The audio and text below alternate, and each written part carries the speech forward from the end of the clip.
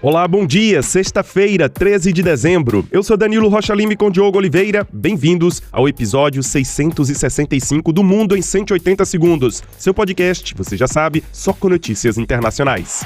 Começamos com notícias da guerra na Ucrânia. Há um mês da chegada de Donald Trump à presidência dos Estados Unidos, os ucranianos estão preocupados com a falta de apoio americano diante do conflito com a Rússia, que já dura mais de 1000 dias. Por isso, o secretário de Estado americano, Antony Blinken, anunciou o envio de mais um pacote de ajuda militar a Kiev, com cerca de 3 bilhões de reais. Blinken aponta a urgência e a importância desse apoio, que permite à Ucrânia se defender contra os ataques russos durante o inverno europeu. Foram enviados sistemas de defesa contra foguetes, veículos militares, drones e equipamentos de proteção contra ameaças químicas e nucleares. Essa é a terceira ajuda americana em menos de um mês, o que mostra o quanto ambos os países estão preocupados com a sequência do conflito depois da chegada de Trump.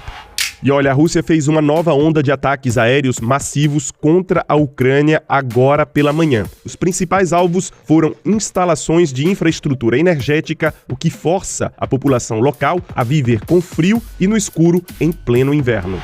E passamos agora para a Síria, onde uma imensa onda de deslocados foi criada desde o início do conflito dos rebeldes e o regime de Bashar al-Assad. Cerca de 1 milhão de pessoas foram deslocadas desde o fim de novembro. E enquanto isso, 5 dias depois da queda do ditador sírio, os líderes dos países do G7 farão uma reunião hoje por videoconferência para tratar da situação na Síria. O G7 diz que está pronto para apoiar uma transição na Síria para um governo inclusivo, não sectário e que respeite os direitos das mulheres e das minorias religiosas e étnicas.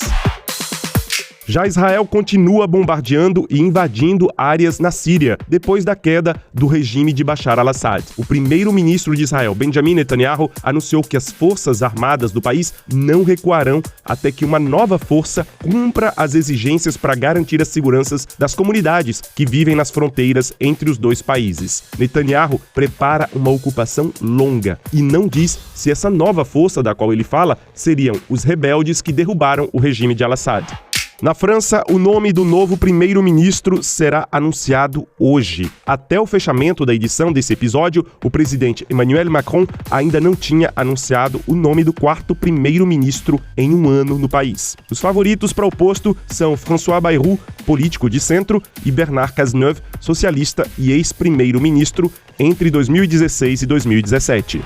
E a famosa revista Time escolheu Donald Trump como a personalidade do ano de 2024. Essa é a segunda vez que ele é escolhido como a pessoa do ano, a primeira vez em 2016, após sua primeira eleição. Dessa vez, segundo a Time, a escolha se deu por causa do impressionante retorno político de Trump e pela eleição histórica em diversos aspectos deste ano.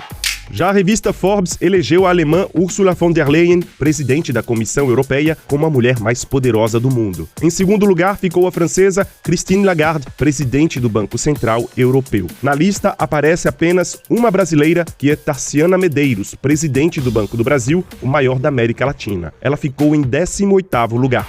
E olha, terminamos com notícias da Venezuela. Mais de 300 pessoas detidas que manifestaram contra a eleição contestada de Nicolás Maduro foram libertadas. Elas fazem parte daquele grupo de mais de 2.400 pessoas que foram presas por contestarem nas ruas a vitória de Maduro em protestos que deixaram cerca de 30 mortos este ano. A maioria das pessoas foi presa sem ordem judicial. Segundo o governo de Maduro, essas solturas foram realizadas depois de revisão dos atos dos manifestantes. Lembrando que essa libertação acontece justamente um mês antes da posse de Maduro para um novo mandato.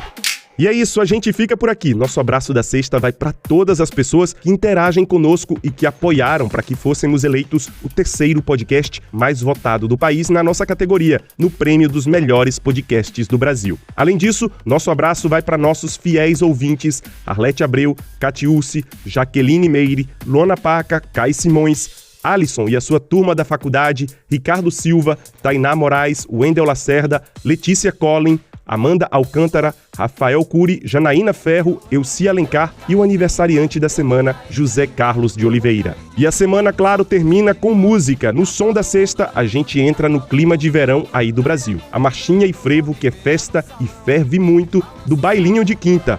Balança o saco. balanço, sabe, de confete e serpentina. Eu vou meter o dedo, eu vou meter o dedo, eu vou meter o dedo nas cordas do violão.